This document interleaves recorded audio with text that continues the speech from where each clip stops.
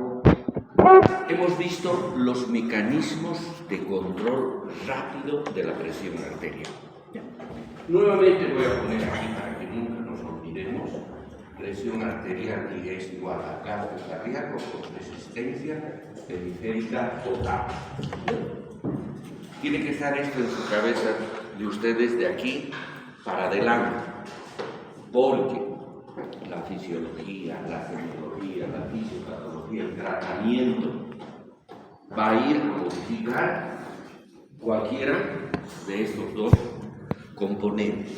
Está dirigido ahí. Les decía que hemos hablado de los mecanismos de regulación de la presión a corto plazo. Hemos visto que todos ellos son activados por el sistema nervioso. Sistema nervioso fundamentalmente simpático y algo que coadyuva el sistema parasimpático. Fundamentalmente son nerviosos, ¿no ven? Y hemos visto el primer término, el sistema vasoreceptor, el sistema quimioreceptor, la respuesta isquémica del sistema nervioso central, y también hemos visto los reflejos de volumen, a pesar que decíamos los reflejos de volumen o mediado a través de los receptores de baja presión, a pesar de que no están en la circulación sistémica, están al otro lado, pero sí coadyuvan fundamentalmente para controlar la presión arterial a través del control del volumen sanguíneo. Pero ¿qué pasa con todos estos? Tienen la característica estos de actuar en segundos, en pocos segundos, ya están plenamente activos. En minutos están funcionando como son sistemas de control mediados por el sistema nervioso central. Fundamentalmente tienen la capacidad de adaptarse, de reajustarse. Cuando veíamos vasoreceptores decíamos que en pocas horas se readaptan, se reajustan a ese nuevo cambio. Por lo tanto, pierden en máximo 1 o 2 días, pierden eficiencia. Por eso que estos nos sirven y de gran manera para controlar las alteraciones de la presión arterial a corto plazo, pero no sirven para el control a largo plazo. Tiene que haber un otro sistema, ¿no ven? Y todos ellos, para resumir un poco, todos ellos, los sistemas mediados a través del sistema nervioso, lo que hacen son 3 cosas, ¿no ven? Eso también siempre tiene que estar en su cabeza. Es una vasoconstricción arteriolar. Esto aumenta la resistencia periférica total. A este le aumenta. El segundo es que produce una vasoconstricción del territorio venoso, de los reservorios. Esto lo que hace es aumenta el retorno venoso, aumenta el gasto cardíaco. Y el tercer mecanismo es el control del corazón, haciendo que aumente su eficacia del corazón como bomba o disminuya, si el caso fuera lo opuesto, ¿no? En cuanto a la modificación de la presión. Si aumenta la actividad del corazón, nuevamente aumenta o disminuye el gasto cardíaco y obviamente aumenta o va a disminuir la presión arterial. Este es el sistema, entonces, en resumidas cuentas, que ustedes tienen que tener siempre presente, ¿no? Ahora, entonces hablaremos de cuál será ese mecanismo a largo plazo. Y el mecanismo a largo plazo, nuevamente repitiendo, empezará a actuar después de varias horas o algunos días para corregir lo que éste no ha podido corregir o le que este sistema nervioso no está pudiendo contener, porque se está adaptando, se está reajustando. Y ese es el mecanismo que controla el volumen líquido corporal. Si se controla el volumen líquido corporal, se controla el volumen sanguíneo. Y si se controla el volumen sanguíneo, se controla el gasto cardíaco. Ese es el camino. Y como su libro dice, esto filogenéticamente de millones de años ya existe, ¿no? Da un ejemplo de un pez, el pez babosa, que vive en el mar, y lo que hace es beber agua. Bebe el agua de mar, aumenta su volumen sanguíneo, ¿no? Aumenta el volumen sanguíneo, un aumento del volumen sanguíneo se traduce en un aumento del gasto cardíaco, el aumento del gasto cardíaco se traduce en un aumento de la presión arterial y el aumento de la presión se traduce en un aumento de la diuresis y natriuresis por presión, ¿no? Diuresis significa la pérdida de agua y natriuresis la pérdida de sal. No, este viene aquí, este viene aquí, este viene aquí. Y si aumenta la diuresis y la natriuresis, quiere decir que se elimina más volumen líquido.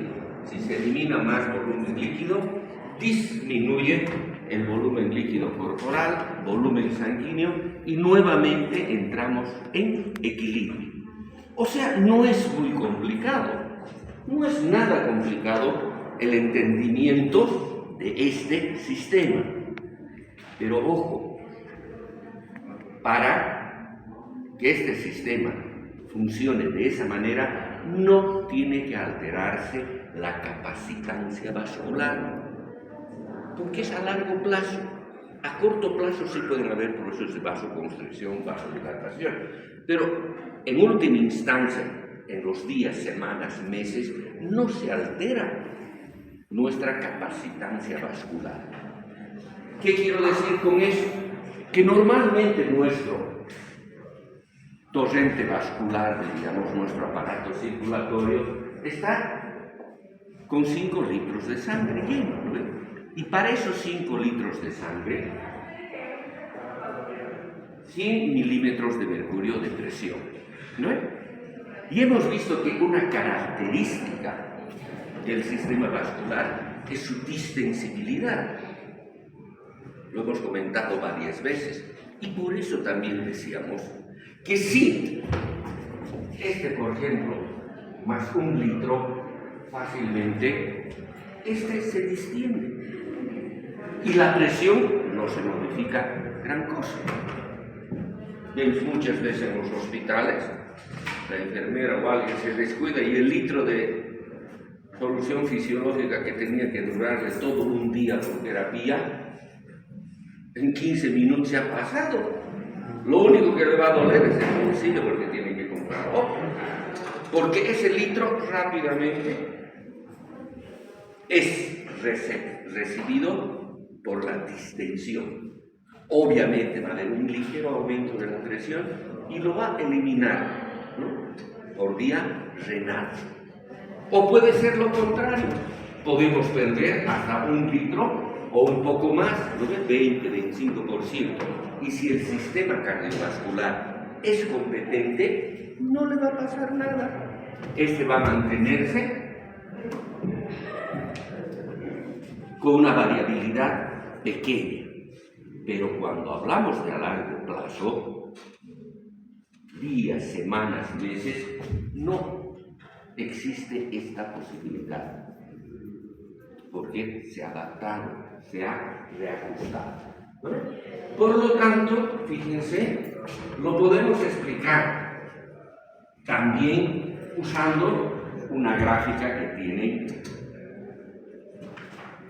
aquí y que correlaciona la ingestión pérdida de líquido respecto a la presión arterial.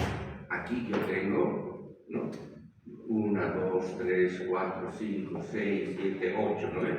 Por ejemplo, un nivel de ingesta o de eliminación. 2, 3, 4, 5, 6, 7, 8.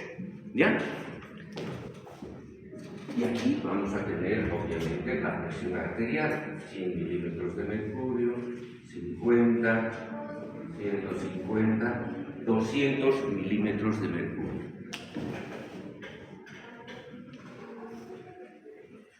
Aquí, en realidad, vamos a dibujar no una curva, pero cuando hay un eje de coordenadas, ustedes saben que se dice curva. Aquí usa preferible el nivel de ingesta de agua y sal. Es la unidad. No sé, voy a dar un ejemplo, 1 litro. ¿No? Es lo que ingresa. Y vamos a ver, aquí lo voy a poner aquí.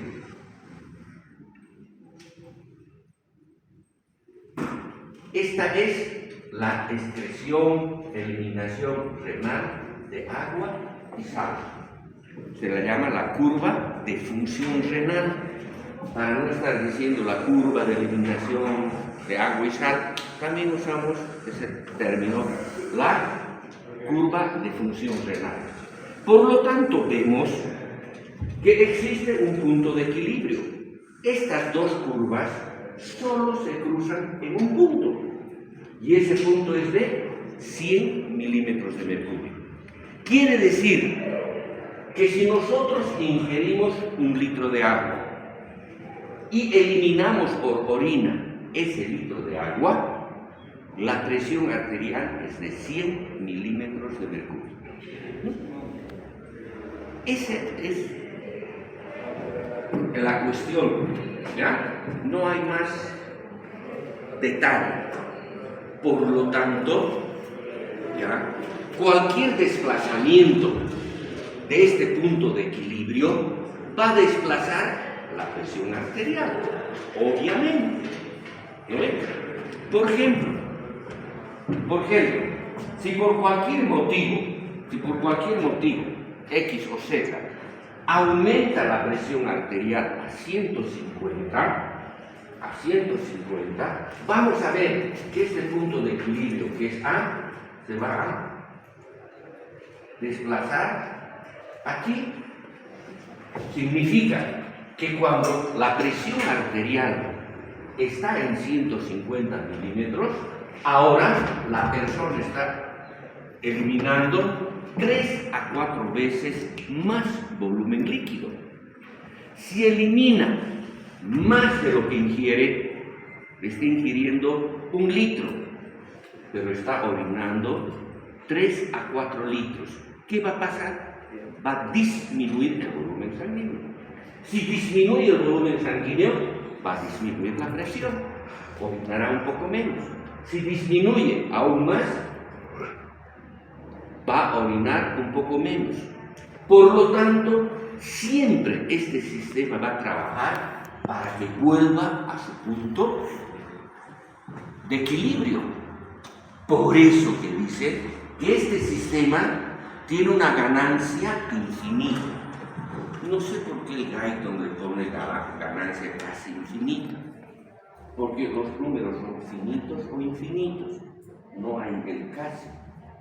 Por ahí es traducción, pero yo generalmente me refiero a la ganancia infinita, porque en el primer capítulo hemos visto que la ganancia de un sistema es igual a la corrección sobre el error. Si se corrige en el 100% y el error es de 0, 100 sobre 0 es igual a infinito, no hay otra, no hay un número que sea casi infinito. Porque este sistema va a trabajar en ese sentido. Por decir, si la presión aquí,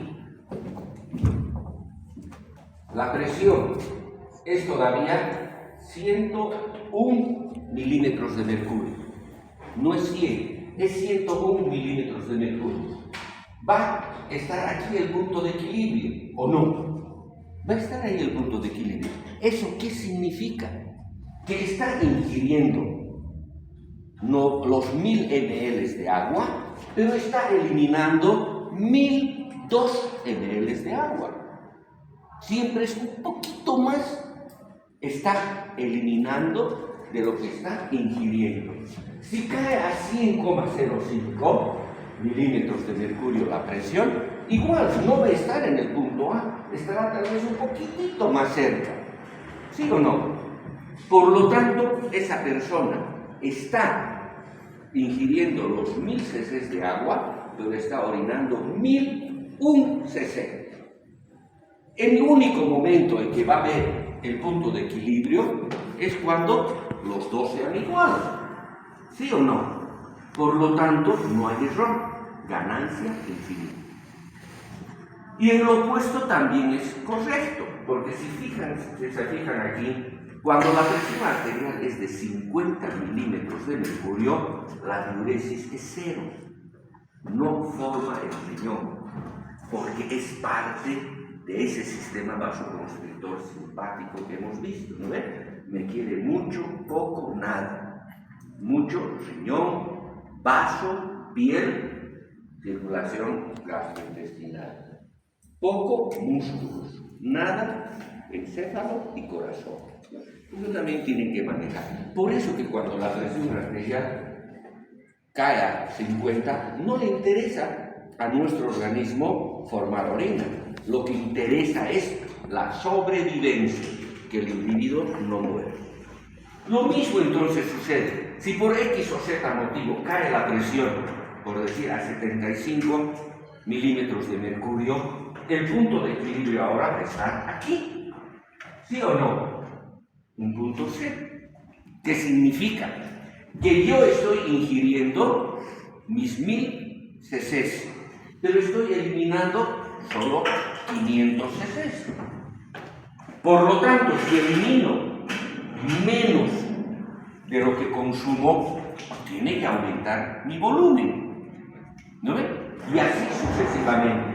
Puede llegar la presión arterial a 99,5 milímetros de mercurio, y para ese nivel de 99,5 milímetros de mercurio todavía no hemos encontrado el punto de equilibrio. Estamos ingiriendo 1000 cc, pero estamos eliminando 999,5 ml. Solo en tanto y en cuanto el ingreso y el egreso estén en equilibrio, la presión arterial será de 100 milímetros de mercurio. Y estos dos y todos los sistemas trabajarán para siempre llevar la presión arterial al punto de equilibrio. Ese es el concepto del trabajo que hace el sistema renal líquido corporal, ¿no? Obviamente, en el ser humano, por la evolución, a este sistema básico se le han agregado sistemas nerviosos y hormonales. Hormonales, por ejemplo, angiotensina, aldosterona, mecanismos locales mediados por autacoides, etc., que lo único que hacen es aumentar la rapidez y la eficiencia de este sistema. No modifican este sistema. Este sistema es absolutamente básico. Por lo tanto, si vemos esta gráfica que nos ha ayudado a comprender un poco más, creo, si no, me dicen que no están, me están siguiendo, ¿no? Con toda confianza me dicen, Estito, aclara, lo voy a hacer o voy a por lo menos intentar hacer. Por lo tanto, vamos a ver que la presión a largo plazo del control de la presión arterial tiene dos determinantes, porque está determinado, su nombre dice, la presión arterial está determinada por el nivel de la ingesta de agua y sal. El nivel de la ingesta de agua y sal. Y el otro es el desplazamiento de la curva de función renal o curva de eliminación renal de agua y sal. La curva de función renal. Son los dos que determinan, por eso le han puesto determinantes básicos. Por lo tanto, si se va a alterar la presión arterial a largo plazo, tiene que modificarse o uno o los dos. Pero no se puede modificar la presión arterial a largo plazo si estos están funcionando y trabajando de manera normal, como gracias a Dios está sucediendo en nosotros, está funcionando. Por lo tanto, nuestra presión arterial está estable semanas, meses, años en el nivel de 100, ¿no? Muy bien. Ahora, si alguna enfermedad renal modifica esto, se va a modificar el nivel de presión. Se va a modificar el nivel de presión. Pero solo en tanto y en cuanto, todavía no está muy bien, ¿no? Pero en tanto y en cuanto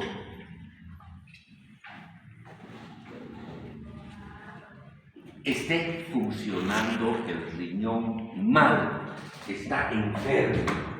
Fíjense, esta es una nueva curva de función renal anómala. Está enfermo. En enfermedades pueden causar alteración de la curva de función renal. Los diabéticos, ¿no? Acaban en diálisis, los hipertensos, glomerulosclerosis, glomerulonefritis, etc., etc. Muchos lo que hacen es alterar la curva de función renal. Por lo tanto, este punto de equilibrio se ha desplazado, por ejemplo, aquí ha caído en 150, no sé, creo que en el libro cae en 160. No tiene sentido, no tiene sentido. ¿Qué significa esto? Que el ingreso, el litro que ingresamos de agua y el litro que vamos a eliminar de agua requiere una presión de 150 milímetros de mercurio. Si nuestra presión no es de 150, no va a haber el equilibrio entre ingreso y egreso de agua. Claro, ¿lo ven? Pero se ha alterado el nivel de la presión arterial porque se ha modificado uno de los determinantes básicos. Se ha modificado. Si no se modifica, va a trabajar siempre a encontrar eso. O lo otro, puede ser que el nivel de la ingesta de agua se eleve. ¿Ya? La curva de función renal sigue siendo buena. Sigue siendo buena. ¿Ya? Es esta la normal. Pero el nivel de la ingesta ha aumentado 4 veces más. Hay un aumento del ingreso 4 veces más. ¿Dónde se cruza? 140 milímetros de mercurio. Quiere decir que si crónicamente aumenta esta curva, ¿no?, va a desplazar el punto de equilibrio a un nivel de presión de 140 milímetros de mercurio. ¿Qué significa eso? Que si ingerimos 4 veces más líquido, tendríamos que aumentar nuestra presión arterial a 150, 140 que ha caído, para que el riñón elimine esos 4 litros de agua. Pero ojo, si ustedes tienen curiosidad aquí, dirían, ¿y qué pasa con las personas que ingieren tanta agua? No estoy viendo dónde están sus botellas. Ingieren 2, 3, 4 litros. Y no son personas hipertensas. Por 2 razones fundamentalmente. ¿Por qué? No consumen, creo, sodio. No le ponen sodio, ¿no ven? Es generalmente, creo, agua pura o alguna cosa. ¿Ya? Pero fundamentalmente porque esta curva de función renal se modifica. Cuando el riñón es normal, cuando es un riñón sano. Porque este esquema que les he mostrado es un esquema que se lo ha hecho en perros aislados, donde se ha aislado al riñón y se lo ha hecho trabajar, y tenemos esta curva. Pero cuando está actuando en nuestro organismo y nuestro sistema renal, líquido corporal es normal, esa curva se torna mucho más pendiente. Dibujo, porque creo que con el dibujo, o por lo menos yo, me ubico mejor. Nuevamente voy a poner aquí el nivel de ingesta de agua y sal, 1. Aquí voy a repetir la curva de función renal, 100 milímetros, 50 milímetros, 200 milímetros, ¿no? Porque sabemos que con 200 milímetros puede orinar 6 a 8 veces, ¿no? Esta es la normal. Pero esta persona, fíjense, ha ingerido, como el ejemplo de su libro dice, creo, 4 a 6 veces más. Aquí está, 4 a 6 veces más. Debería caer aquí a un nivel de 150, 160, pero no ocurre eso. ¿Por qué? Porque esta curva de función renal, que es normal, se torna así. Vamos a quitar el desafío.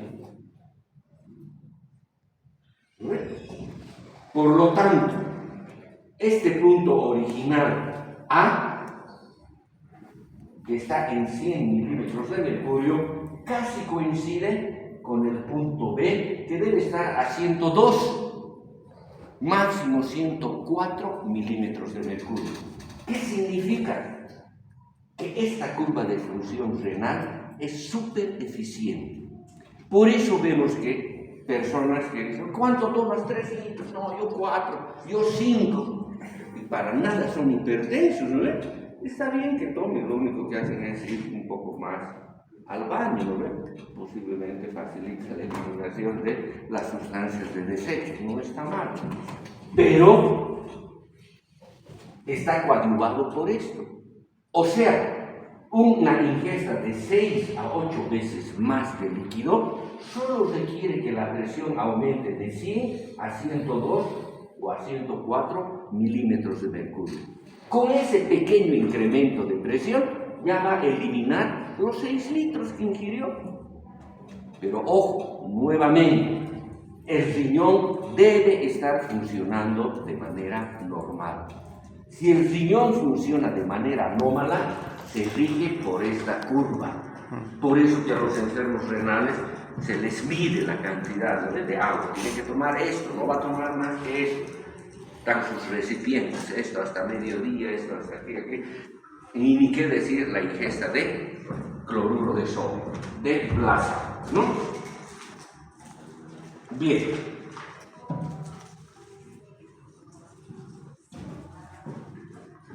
Podemos explicar, además, este comportamiento y lo han hecho a través de cuantificar la respuesta de gasto cardíaco, presión arterial y diuresis en animales de experimentación.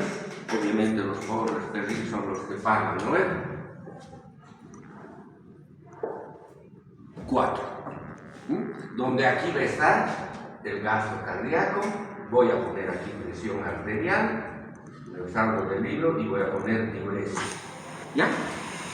Todos los perritos aquí vamos a ver que están con un gasto cardíaco normal, una presión arterial normal y una diuresis normal.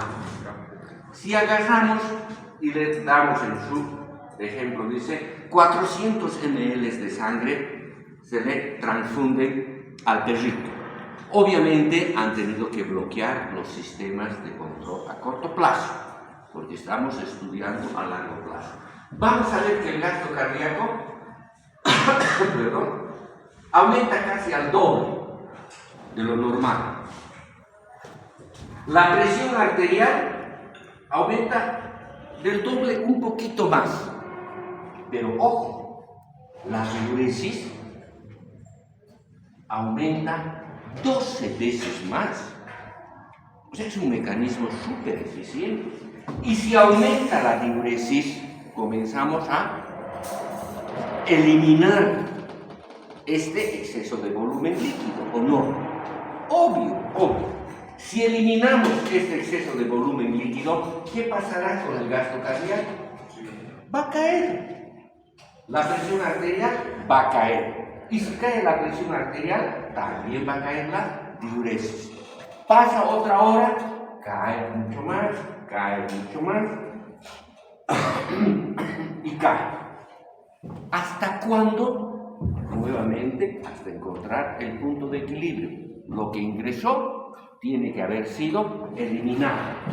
Entonces, si lo que ingresó ha sido eliminado, el gasto cardíaco nuevamente llega a la normal, la presión arterial nuevamente a la normal y obviamente la diuresis nuevamente a la normal. Y en el lapso de pocas horas acontece este mecanismo. Por lo tanto, ¿qué nos grafica esto? La inmensa respuesta que tiene el riñón frente a cambios de volumen, gasto cardíaco y presión arterial. Por eso, lo que les decía, ustedes pueden tomar 2-3 litros y su presión va a estar normal. Apenas se va a modificar levemente, porque sus riñones están funcionando absolutamente de manera normal. ¿No? Pero, ¿qué sucede si este riñón, les decía, no funciona de manera normal? Va este mismo ingreso, fíjense, está yéndose a 160 milímetros de mercurio, ¿no? Ya he comentado. Por lo tanto, podemos dividir a las personas en personas insensibles a la sal y personas sensibles a la sal. ¿Qué significa eso? Insensibles y sensibles. Las personas insensibles a la sal funcionan con la curva crónica, funcionan con la curva verde. Quiere decir que pueden ingerir gran cantidad de volumen líquido e inclusive 10 veces más la cantidad de sodio que normalmente deberíamos ingerir, 10 veces más, y su presión no se modifica de manera manifiesta. ¿Ya? O puede ingerir una sexta parte de lo normal del sodio y la mitad del volumen líquido. Y vamos a ver que su presión, fíjense, apenas va a caer unos cuantos milímetros de mercurio. Entonces esa persona es insensible a la sal. Puede disfrutar de un buen asado, ¿no? Un bife de chorizo con harta sal, sabroso, ¿no? Puede disfrutar, pero porque su riñón está funcionando bien. Pero en otras personas que su riñón está funcionando mal, se vuelven sensibles a la sal. Quiere decir que aumenta un poco más el ingreso de agua y sal y se aumenta la presión arterial. Aquí está, estamos viendo, estas dos personas han ido a la misma parrillada, ¿no ven? Las dos personas han ido a la misma parrillada, han comido y han bebido la misma cantidad. El que tiene su función renal normal, fíjense, está en 102 milímetros de mercurio, no pasa nada. Pero el que es enfermo, tiene dañada la función renal, se le va a ir a 160 o cuánto. Y va a decir, no, me voy nomás a mi casa, me está doliendo la cabeza, pero ¿para qué has tomado, para qué has comido con sal si sabes que te hace daño, etcétera? ¿Lo vivimos o no? Lo vivimos, ¿no? Y a esta persona que no le ha pasado nada, le decimos que es insensible a la sal. Le he yapado inclusive sal, ¿no? Pero esta otra persona es sensible a la sal. Lo que sal. Y es justamente porque funciona. El uno con una curva crónica y el otro funciona con una curva aguda, ¿no? Bien. Los ejemplos que da aquí que alteran la función renal, dice reducción quirúrgica de la masa renal. Obviamente, si le sacas un riñón no va a ser lo mismo, ¿no ves? Hipertensión, diabetes, nefropatías, etcétera, etcétera, ¿no? Ahora, otra cosa que es importante es que ya está comprobado que una ingesta de sal excesiva durante muchos años daña el riñón. Eso ya es un hecho comprobado. Por eso que muchísimos países ya han penalizado el poner sal en la mesa en sus restaurantes. No pueden poner. Eso es una contravención que esté la sal. Si quieren ustedes más sal, tienen que pedir, por favor, traer sal. Entonces, bueno, es como decir el cigarro. Yo asumo que fumar causa daño, consumir exceso de sal causa daño. Entonces uno tiene que, inclusive algunos van más allá, dicen, ¿se lo voy a cocinar con sal o sin sal? Y si no les dicen que cocinen con sal, es totalmente desagradable. Sin ir lejos, la Argentina ya está haciendo eso. Uno va a comer un buen bife de chorizo, no le dice que le pongan sal, feísimo, porque no es lo mismo, y aparte, no es lo mismo. La mayor parte del mundo, entonces, tienen que pedir la sal, ¿no? Aquí nosotros todavía vamos cuesta arriba, ¿no ves? Te dan un platito con maní salado, ¿no? Papas, harto, ¿no ves? Tenemos que tener el bife. Obviamente, como vamos a ver eso, un aumento de la ingesta de sal produce sed. Has ido pensando tomar 2 cervezas y acabas tomando 6, porque la osmolaridad de los líquidos corporales ha aumentado, ¿no? Y todavía agarras, ¿no? Las salchichas, ¿no? Peor la cosa, ¿no? Pero esperen si cambian las cosas, ¿no? Bien. Ahora viene algo interesante y dice: fracaso del aumento de la resistencia periférica en modificar la presión arterial a largo plazo. Parecería absolutamente un contrasentido, ¿o no? Porque digo, presión arterial, siempre está en mi mente, esto es igual a gasto cardíaco por resistencia periférica total. Parece que estuviera diciendo una herejía, ¿no ves? Que digo, un aumento de la presión arterial, un aumento de la resistencia periférica a largo plazo no modifica la presión arterial. Porque cuando he hablado de a corto plazo, les he dicho, la constricción de las pequeñas arteriolas tiene función de aumentar la resistencia periférica. Sí, señor. De esa manera se controla. Pero entonces, ¿qué está pasando aquí? ¿Por qué a largo plazo no acontece eso? Y es que lo que va a pasar es que va a haber una disminución del gasto cardíaco de manera proporcional. Por lo tanto, la presión arterial no se modifica. Y eso lo podemos ver en la gráfica que tenemos aquí, ¿no? Aquí tenemos el 100% de la resistencia periférica total. Y aquí vamos a tener 1 de gasto cardíaco o 1 de presión arterial. La presión arterial se va a mantener normal, ¿no? 100 milímetros de mercurio. 100 milímetros de mercurio. Pero, ¿qué va a pasar si, por ejemplo, disminuye la resistencia periférica? Hay muchas patologías que disminuyen la resistencia periférica. Enfermedad de Paget, las neumopatías, el hipertiroidismo, beriberi, etc., ¿no? O puede aumentar la resistencia, ¿no? Extirpación de las extremidades, eso debe ser terrible, ¿no ven? Hipotiroidismo. Por lo tanto, ahora vemos que esta curva tiene esto. ¿No ven? Si 2,1 ahora es ese tipo de curva. ¿Qué significa esto? Que en todas estas enfermedades la presión sigue siendo de 100 milímetros de mercurio. Pero ¿a costa de qué? A costa de que haya disminuido el gasto cardíaco, o en estos casos haya aumentado. Porque es obvio que si se altera esta dinámica en una primera instancia, se ha producido un aumento de la resistencia periférica. Obvio que tiene que aumentar la presión arterial.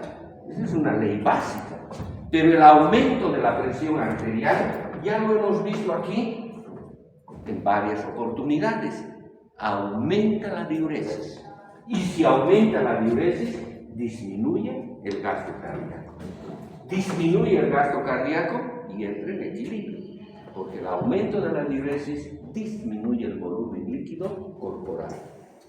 Disminuye el retorno venoso, disminuye el gasto cardíaco, y por eso que la presión arterial no se modifica.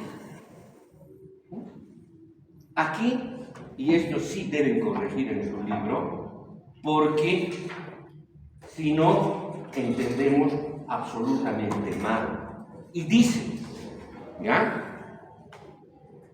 que si la resistencia periférica renal está normal, o sea, la curva de función renal es normal, esto funciona, esto es cierto.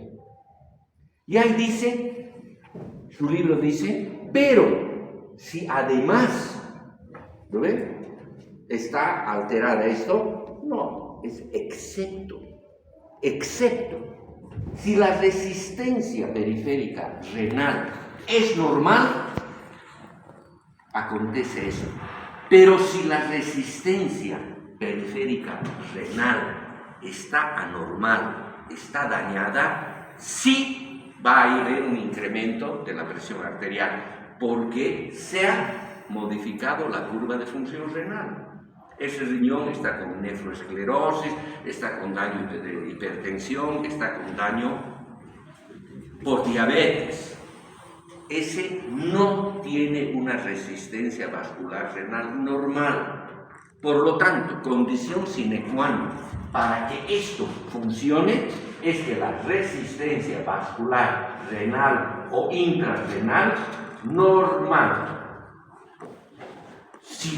Si está alterada, se va a producir no esto, sino se va a producir hipertensión arterial. ¿Sí? Bien. Algo que es interesante y que debemos examinar es el cómo este aumento del gasto cardíaco produce el aumento de la presión arterial. No debía haber borrado mi ley básica, presión arterial igual al gasto cardíaco por resistencia periférica total. ¿Cómo lo hace? Y obviamente usamos la gráfica del libro, ¿no?, que dice que si aumenta el volumen líquido corporal, el volumen líquido extracelular, lo que quieran llamar, un aumento del volumen líquido corporal, este aumento del volumen líquido corporal va a aumentar el volumen sanguíneo, porque ya hemos visto todo un capítulo de intercambio, ¿no?, con las presiones. Entonces, aumenta el volumen sanguíneo. Si aumenta el volumen sanguíneo, aumenta la presión media de llenado sistémico. Un término que lo estamos introduciendo, creo, por primera vez, pero el lunes lo vamos a ver con un poco más detalle cuando hablemos de regulación del gasto cardíaco y el retorno venoso. Pero en facilito, ¿qué significa la presión media de llenado circulatorio o sistémico, que es algo diferente, pero son equivalentes? Es con qué presión está actuando todo el sistema circulatorio en un momento dado. Y es obvio, si yo le aumento volumen líquido a ese continente, va a aumentar su presión. Si le disminuyo volumen líquido a ese continente, voy a disminuir su presión. Igual que una pelota de fútbol o de lo que sea, ¿no ve? Le ponen más aire, aumenta su presión. Le sacan más aire, disminuye su presión. Pero ¿qué es lo interesante de esto? Que esta presión media de llenado sistémico es la fuerza que hace que retorne la sangre a la aurícula derecha. Es el empuje. Obviamente, entonces, si aumenta la presión media de llenado, aumenta el retorno venoso. Si aumenta el retorno venoso, aumenta el gasto cardíaco. Y sabemos que un aumento del gasto cardíaco es directamente proporcional a la presión arterial. Por lo tanto, va a aumentar el gasto cardíaco, este aumento del gasto cardíaco va a aumentar la presión arterial de manera directa, pero también lo hace de manera indirecta. ¿Qué significa el accionar de manera indirecta? Que este aumento del gasto cardíaco le está llevando mayor cantidad de oxígeno y nutrimentos a los tejidos. Y hemos visto en el capítulo 17 que cada tejido regula su flujo sanguíneo de acuerdo a su necesidad. Entonces, los tejidos del organismo están recibiendo más de lo que requieren. ¿Cómo van a responder? Cerrando fundamentalmente sus arteriolas, metoarteriolas y esfínteres capilares. No, yo no necesito tanto. Entonces hay una vasoconstricción arteriolar. Y la vasoconstricción arteriolar lo que hace es aumentar la resistencia periférica total. O sea, dos caminos que generan el aumento de la presión arterial. Porque aumenta el gasto cardíaco y porque aumenta. Por eso dice, pequeños aumentos del gasto cardíaco pueden aumentar de manera significativa la presión arterial. Gracias a eso. Un aumento, 2 a 5%, digamos, del gasto cardíaco, fácilmente nos va a elevar la presión arterial 140, 150 milímetros de mercurio. ¿No? Aquí dice, un aumento del 5 al 10% del gasto cardíaco nos eleva a 150. Esta vez es alto, ¿no? 5 a 10% de aumento del gasto cardíaco a veces es difícil, inclusive, de medirlo. Pero este aumenta la presión arterial a 150 milímetros de mercurio. Lo vuelve hipertenso a la persona. Justamente por este doble mecanismo. Bien.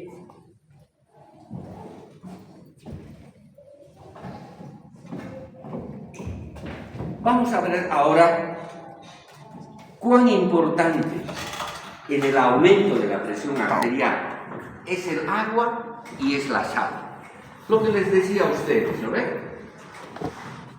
Muchos de ustedes, hombres, mujeres, tratamos de consumir, yo también trato de consumir un poco más de líquido porque es beneficioso, no es deleterio de ninguna manera, ¿no? Pero como nuestras funciones, nuestros riñones, a Dios gracias, están funcionando bien, somos personas insensibles a la sal. Puede variar, como les he dicho, hasta 10 veces el ingreso de sal, en más o en menos, y no variar de manera significativa nuestra presión arterial. Pero ¿por qué es tan importante la sal en su repercusión en el volumen líquido corporal? Vamos a ver que es por dos motivos, ¿no? Si yo aumento la ingesta de sal, cloruro de sodio, ¿no? Este aumento de la ingesta de sal, ¿qué es lo que va a producir? Va a producir, en primer término, un aumento de la osmolaridad de los líquidos corporales. Le estoy introduciendo partículas osmóticamente activas. ¿No ve? Porque se disocia en cloro y en sodio. Entonces aumenta la osmolaridad de los líquidos corporales. Aumenta la osmolaridad. Normalmente son 300, ¿no ve? En promedio. Un poquito más, menos, intracelular, extracelular, plasmático, no tiene más significación, ¿no? Aumenta un poquito más, ¿no? Pero este aumento de la osmolaridad va a aumentar el volumen líquido por dos motivos. En primer lugar, porque este aumento, más de 300 miliosmoles por litro, es reconocido por los receptores osmosódicos o osmoreceptores que están en el entorno del núcleo supraóptico, ¿no? A nivel del hipotálamo. Ahí está. Le dice, está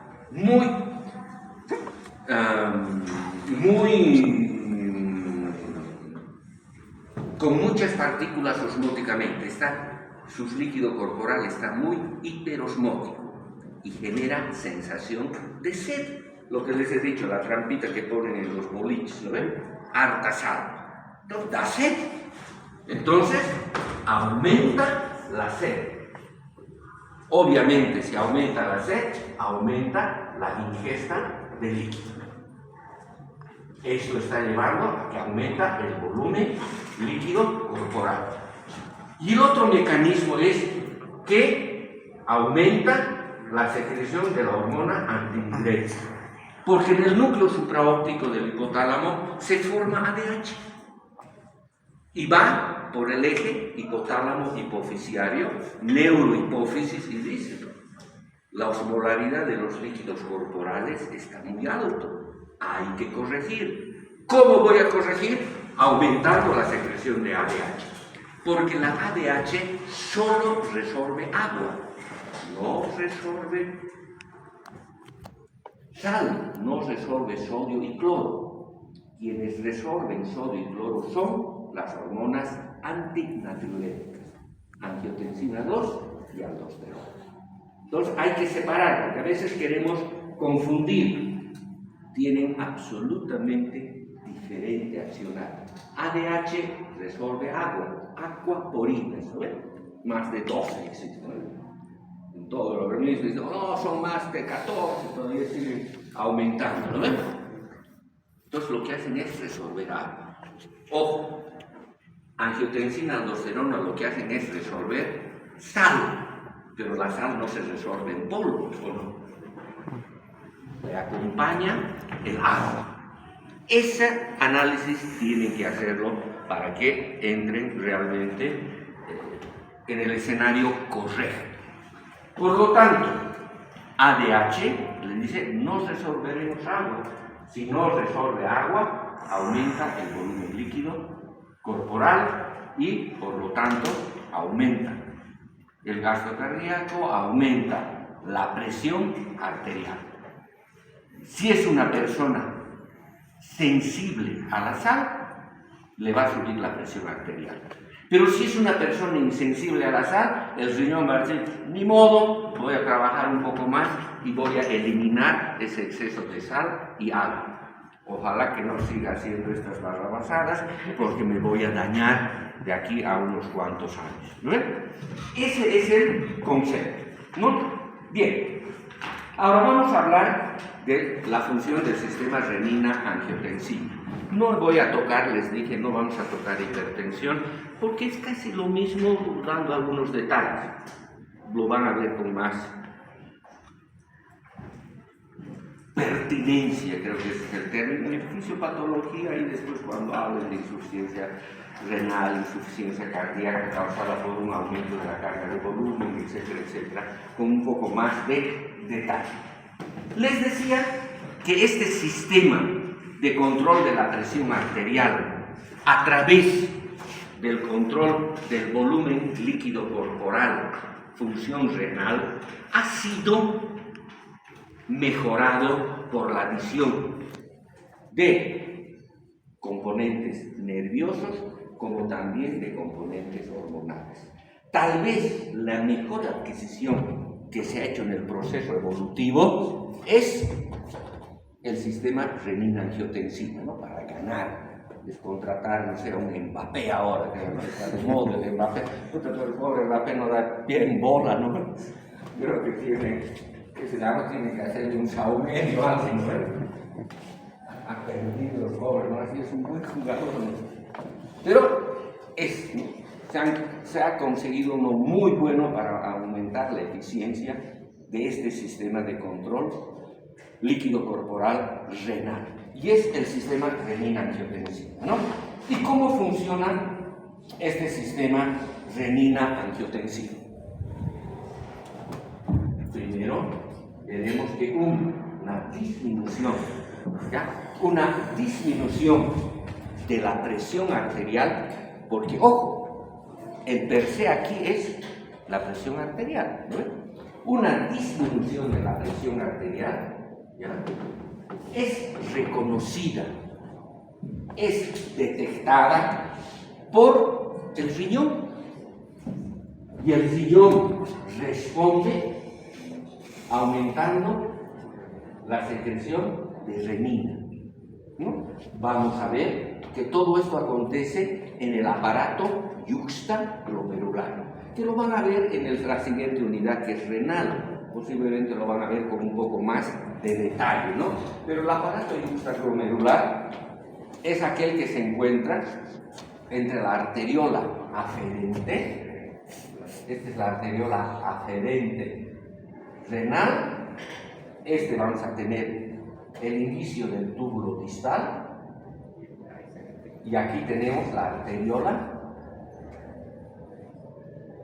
eferente. En todo esto está lo que llamamos el aparato yuxtaglomerular.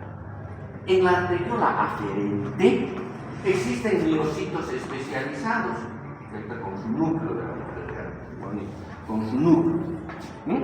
Estos miocitos son los que reconocen que la presión arterial ha disminuido. Es la alarma, ¿no? El sensor, ¿no? Se activa. ¿Y cómo reconoce estos miocitos? Reconoce porque tienen presos receptores a este nivel. Son receptores de estiramiento. Y esos receptores de estiramiento le dicen: ha caído la presión arterial, forme más renina. También existe a nivel aquí del túbulo distal la mácula densa. Son células epiteliales especializadas que lo que hacen es analizar la composición del filtrado glomerular que está llegando al inicio del túbulo distal.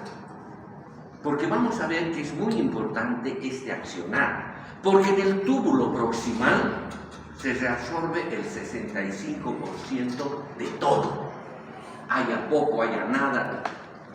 Si yo trabajo para resolver 65% de agua, de sodio, de cloro, de potasio, yo trabajo ahí.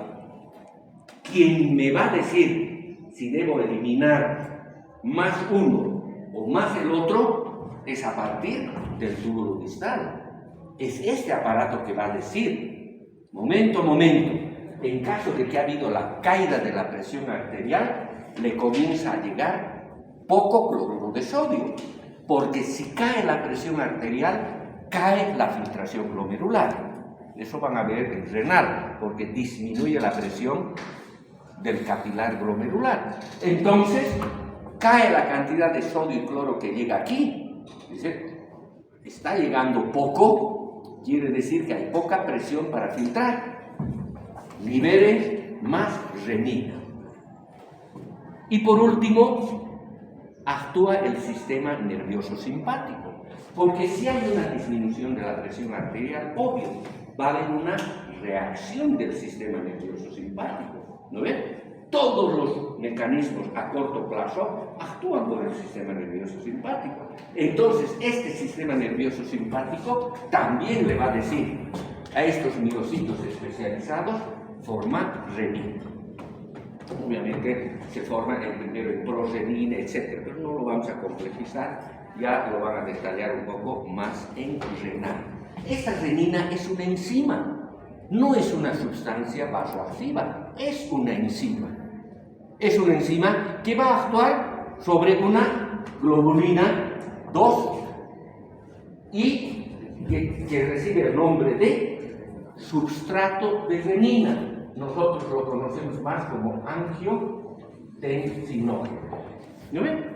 Entonces, esta renina lo que hace es actuar sobre el sustrato de renina o angiotensinógeno para convertirla ¿en qué?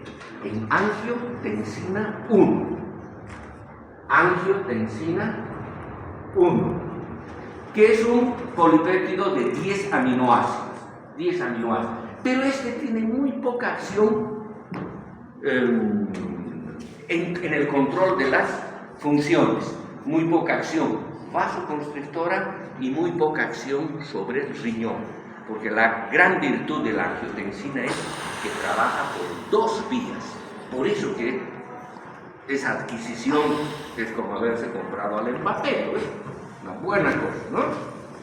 Esta angiotensina 2, por acción de la ECA, la enzima convertidora de la angiotensina, lo vuelve en angiotensina 2, que tiene 8 péptidos, ¿no? 8 péptidos. ¿Dónde se realiza eso? Fundamentalmente a nivel pulmonar, ¿no? Ahí está gran cantidad de ECA, pero también a nivel renal y también en los demás vasos sanguíneos. El COVID ha usado este receptor. El receptor de la ECA ha usado para entrarse a nuestro organismo. Por eso que, ¿recuerdan? La pandemia hablaba mucho de esto. ¿Sí o no? ¿Recuerdan? Bueno, si no recuerdan, es por aquí donde entra. Por ahí es donde entra el virus. ¿Ya? Por eso decíamos que estaban usando inhibidores de la ECA, no se contagiaban tan fácilmente. Habría que hacer un metaanálisis si realmente es verdad. Debe haber, porque se ha hecho tanto estudio sobre el COVID, debe haber. Y obviamente es lógico que haya funcionado. Ahora, esta angiotensina 2 ahora va a actuar, como decíamos, por 2 caminos. De una manera directa y de una manera indirecta. ¿Qué significa eso? Que la angiotensina 2 produce vasoconstricción. ¿Recuerdan que hemos dicho? Las principales hormonas vasoconstrictoras es la noradrenalina, la angiotensina 2, la vasopresina o adrenalina, la endotelina, es esta. Esta angiotensina 2 produce una vasoconstricción. Vasoconstricción. Si produce vasoconstricción, aumenta la resistencia periférica total en su accionar sobre las pequeñas arteriolas. Pero también tiene una ligera vasoconstricción a nivel del territorio venoso. También tiene, y por lo tanto también aumenta el gasto cardíaco, aumenta la presión arterial. Y la otra manera por la cual va a aumentar la presión arterial es que modifica el accionar y aumenta la retención de agua y sal por el riñón. ¿Ya? Aumenta. Promueve la retención renal de agua y sal. Y lo hace a través de 2 caminos nuevamente. Wow. Y lo hace a través de 2 caminos. Lo hace, como les decía, a través de 2 caminos. Lo hace de manera directa y lo hace de manera indirecta también. De manera directa es que modifica el accionar del propio riñón. Altera el accionar del propio riñón. Haciendo que, en primer lugar, lo que va a hacer, va a aumentar la resistencia arteriolar eferente. ¿ya?, de la arteriola eferente. Cierra la arteriola eferente, por lo tanto, disminuye la presión del capilar peritubular. Si disminuye la presión del capilar peritubular, que es el extremo venoso, ¿no?, de un lecho cualquiera, va a aumentar la resorción del agua. Aumenta la resorción de agua. Luego, ¿qué también hace? Lo que va a hacer es que a las propias células del túbulo distal ulterior, túbulo colector, conducto colector, les dice: sean más eficientes, reabsorban más agua y sal. Células tubulares. Y por último, aumenta la reactividad simpática. Al aumentar la reactividad simpática, va a promover la resorción de agua y sal. Coadyuvando también a esto, les decía que hay diversos factores locales. Son los autacoides, que llamamos, y estarían dadas por el óxido nítrico, las prostaglandinas y la endotelina. Bien, todo esto ha promovido que se retenga agua y sal. Y el mecanismo indirecto tal vez es el más conocido. Este mecanismo indirecto lo que hace es aumentar la secreción de aldosterona. ¿Ya? O sea, este influjo de la angiotensina 2 va a la glándula suprarrenal, va a la corteza suprarrenal, a la capa donde se secretan los mineralocorticoides, y le dice: secrete más aldosterona. Y la aldosterona, ¿qué hace? Resorbe sal y agua, como la angiotensina, resorbe sal y agua. Por eso decimos que son hormonas antinatriuréticas, evitan la pérdida de sal y agua. ¿Ya? Posiblemente, inclusive, este accionar directo sea más importante que el mecanismo de la aldosterona. Posiblemente. Por eso que normalmente los clínicos les gusta usar sistemas renina, angiotensina, aldosterona. Lo vamos. Nosotros más el guideline prefiere el sistema renina, angiotensina, pero per se es aldosterona, ¿no? Entonces, fíjense, todo esto que ha causado en última instancia, todo esto un aumento del volumen líquido corporal, aumento del volumen líquido extracelular. Si aumenta el volumen líquido extracelular, aumenta el volumen sanguíneo. Si aumenta el volumen sanguíneo, aumenta el gasto cardíaco y también aumenta, por el mecanismo de la vasoconstricción, la presión arterial. O sea, todo eso sirve para que nuevamente entremos en equilibrio. Lo inverso es absolutamente cierto. ¿Lo ven? Si aumenta la presión arterial, todo esto disminuye la secreción de aldosterona, disminuye el accionar de la angiotensina y más bien eliminamos agua y sal.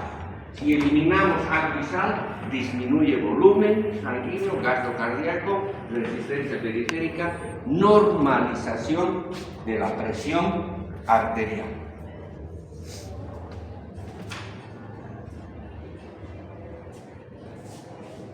Bien, gracias a este sistema,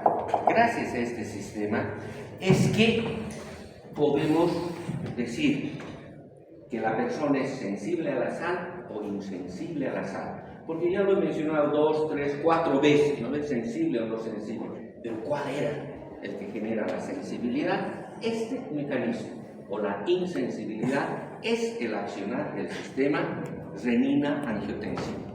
¿no? Porque si yo ingiero gran cantidad de sal,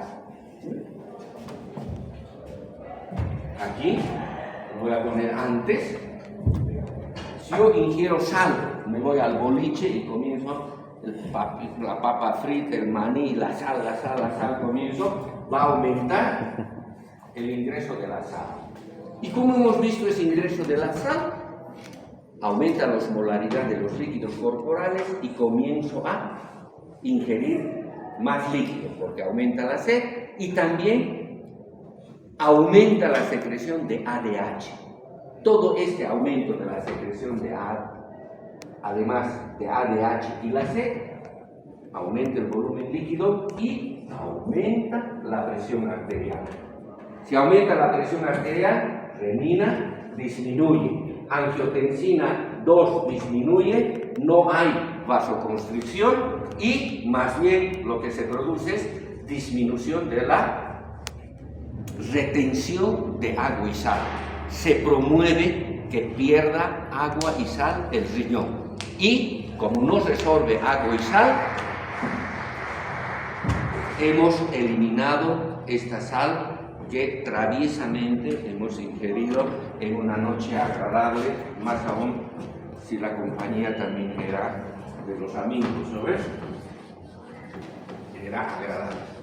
Este es el mecanismo entonces que nos permite que la persona sea sensible o insensible a la sal. Obviamente va a ser insensible a la sal porque está funcionando el sistema renina-angiotensina.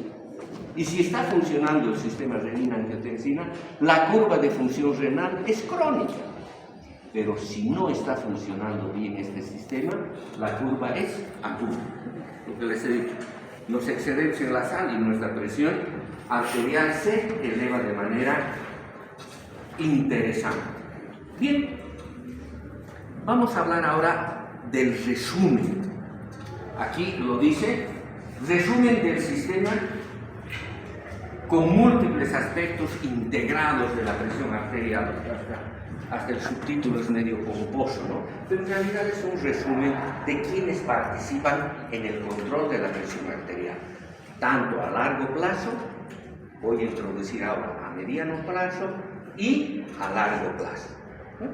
Por tanto, si hubiera una disminución de la presión arterial brusca, ¿ya?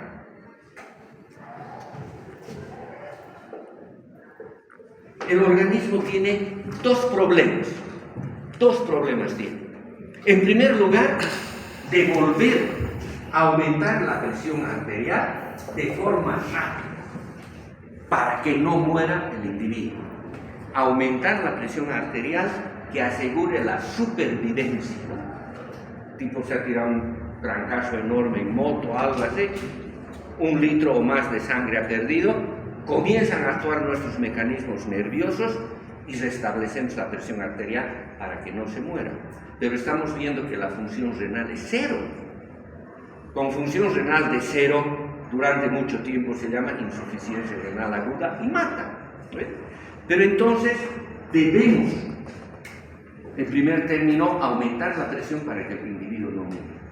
Y después tenemos que restablecer el volumen líquido corporal para que se restablezca el volumen sanguíneo. Este primer acto es llevado fundamentalmente por los mecanismos nerviosos. Los mecanismos nerviosos que son lo que hemos comentado tanto. 1, 2 y 3. Vagoreceptor, quimioreceptor, respuesta isquémica del sistema nervioso central. No hay más.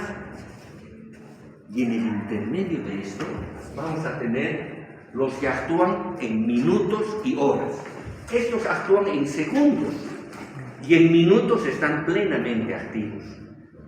Los de plazo intermedio también son 3 y actúan en minutos y son plenamente activos en horas. Y tenemos el sistema vasoconstrictor, renina, angiotensina. Tenemos el estrés por relajación de la vasculatura y tenemos el desplazamiento del líquido capilar, que ya los hemos visto, pero los estamos ahora integrando. El mecanismo renina-angiotensina por su acción vasoconstrictora, no por su acción sobre la función renal, sino por su acción vasoconstrictora. Y hemos dicho que fundamentalmente produce la vasoconstricción en las arteriolas. Por lo tanto, este sistema es lo más eficiente. Si nosotros tenemos en el pechito 100 milímetros, producimos una hemorragia que haga caer la presión arterial a 50, si el sistema renina-angiotensina está funcionando, va a volver a 83 milímetros de mercurio. O sea, buena. Pero si hemos bloqueado el sistema renina-angiotensina con un anticuerpo antorrenina, alguna cosa, esta presión tan solo va a subir a 60 milímetros de mercurio. O sea, coadyuva mucho.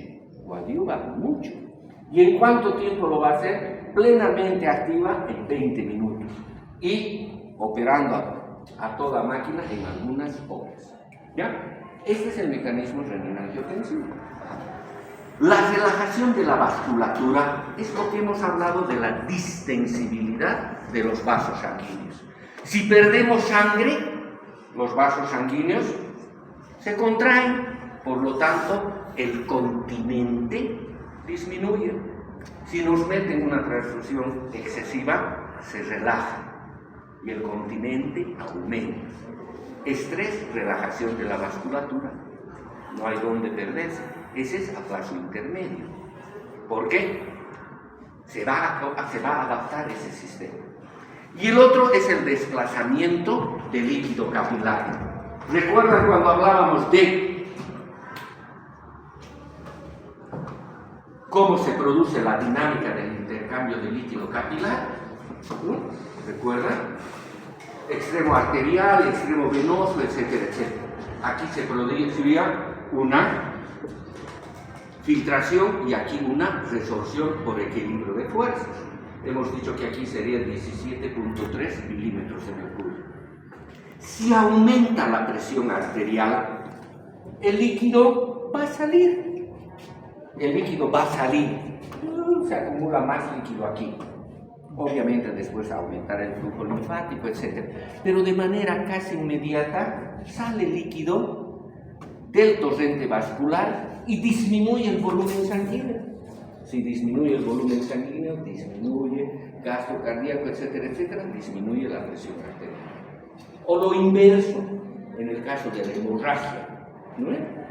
Cae la presión arterial y más bien este líquido, los 12 litros, por eso gracias a Dios tenemos harto, tenemos 12 litros de líquido intersticial y 3 litros de plasma. Entonces, cae la presión arterial, tenemos una buena reserva de 12 litros para prestarle.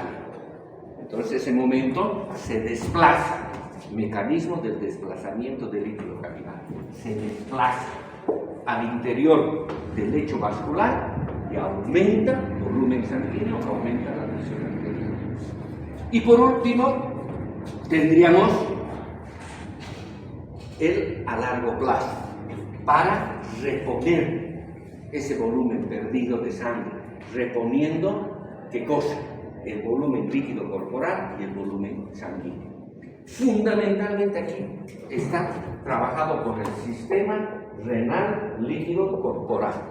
Este es el que trabaja, pero los fisiólogos le dicen, le aumentaremos aquí el sistema renina-angiotensina por su accionar sobre el riñón. En realidad es un solo mecanismo, sistema renal líquido corporal, pero coadyuvado de una manera eficiente por este sistema renina-angiotensina, que lo hace más potente y más rápido. ¿Sí? ¿Preguntas, dudas? ¿O les he confundido más? ¿No? Muy bien. Nos vemos el lunes. Vamos a hacer gasto cardíaco retorno venoso, que es una integración de lo que estamos viendo. Ya no es mucho nuevo. Lo que tenemos que hacer es integrar ya. No es nada complicado. Vamos a introducir algunos